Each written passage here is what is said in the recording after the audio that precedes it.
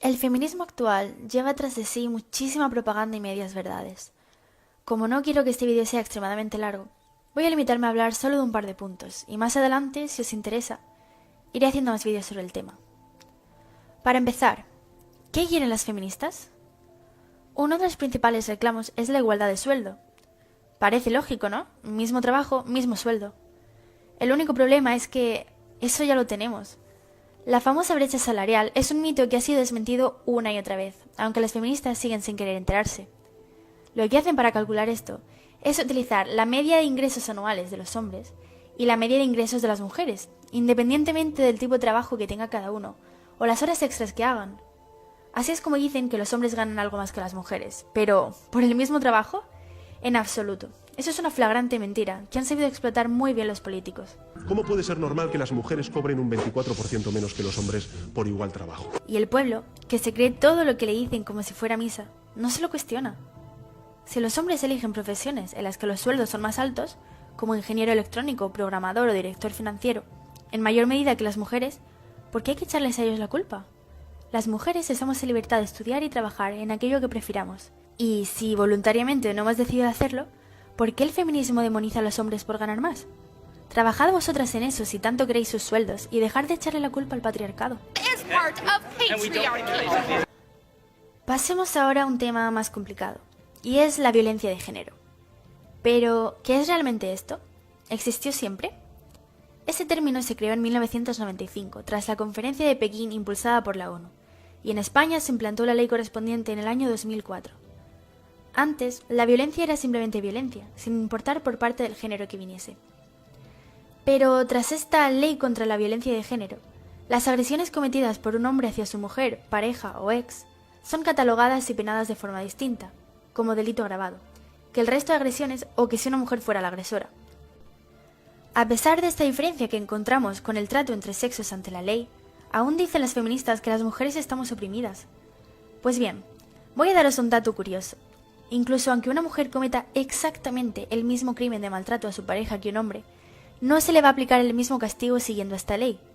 Por ejemplo, en 2010, un juez condenó por violencia de género a una mujer que había maltratado a su esposa, eran lesbianas, pero el gobierno no le dejó aplicar este artículo, puesto que no se trataba de un hombre, a pesar de que su comportamiento fuese el mismo que el de un maltratador. Como vemos, esta ley sirve para criminalizar el género masculino, convirtiéndolo en el malo de la película, haciéndole ver a la sociedad, y sobre todo a las mujeres, que los hombres son nuestros enemigos. Pero, desde el 2004, ¿ha conseguido algo esta ley? Veamos, en 2005 murieron 57 mujeres víctimas de la violencia de género, y 10 años después, en 2015, murieron 57 mujeres víctimas de la violencia de género. Todos los miles de millones de euros de dinero público, de recursos, de tiempo invertidos en la ideología de género y no han logrado nada.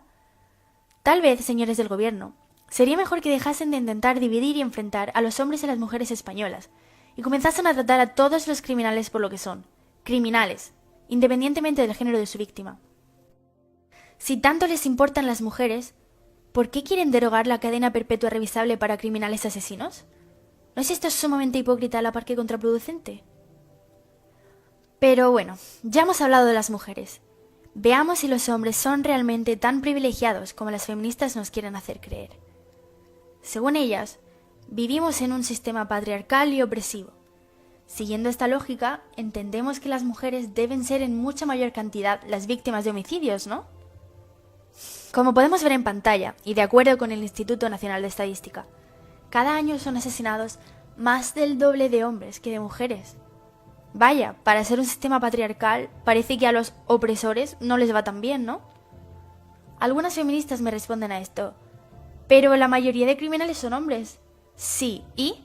La mayoría de soldados, bomberos y policías que nos salvan de esos criminales y que mueren en sus puestos de trabajo también son hombres. Veamos algunos datos más. En 2016, de 3.569 suicidios, 2.662 fueron hombres.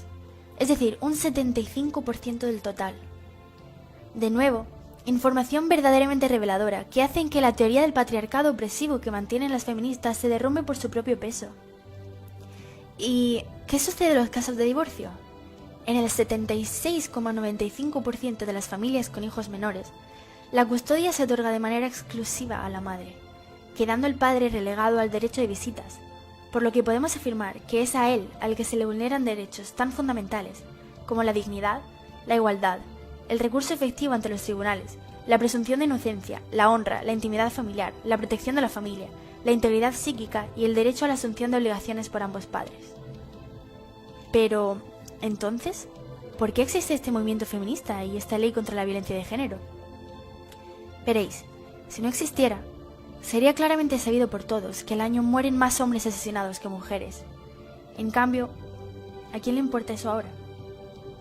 Nadie sale a la calle a protestar, ni a hacer huelgas por los miles de hombres asesinados, ni lo promocionan constantemente en los medios de comunicación, como sí hacen con las mujeres. Los políticos e impulsores de esta ley le han dado al pueblo un motivo más de enfrentamiento, de discordia, que nos aparte y distraiga de los problemas reales. Hombres y mujeres cada vez se llevan peor, y es comprensible. Este feminismo moderno ha instigado el odio y el temor más irracional en los corazones de chicas cada vez más jóvenes, que creen que los hombres las oprimen o son los causantes de todo el mal de este mundo. Y a los hombres los ha complejado, que ya no saben cómo actuar, puesto que todo está mal visto. Como he mencionado en anteriores vídeos, esto hace que la natalidad descienda aún más, siendo España uno de los países con menos nacimientos de toda la Unión Europea. Os voy a dejar una pequeña reflexión. Las feministas dicen que necesitamos esta ley, porque generalmente son hombres los que matan a mujeres. Bien, ¿y si os digo que el 43% de los asesinatos por violencia de género los cometen inmigrantes en España? ¿Por qué no las vemos protestando para endurecer las leyes de inmigración? ¿O para crear una ley contra la violencia de inmigrantes? No se han parado ni siquiera a pensarlo. Y si se lo planteases, enseguida te tacharían como mínimo de racista y fascista. ¿Entendéis la hipocresía del feminismo? Muchas mujeres aún piensan que este movimiento está a favor de la igualdad, como fue a comienzos del siglo XX. Pero ya somos exactamente iguales ante la ley, y la propia Constitución lo garantiza en su artículo 14. No niego que haya algún hombre realmente machista, pero ¿sois vosotras tan débiles que necesitáis sentiros respaldadas por todo un colectivo que no promueve más que el odio y el enfrentamiento?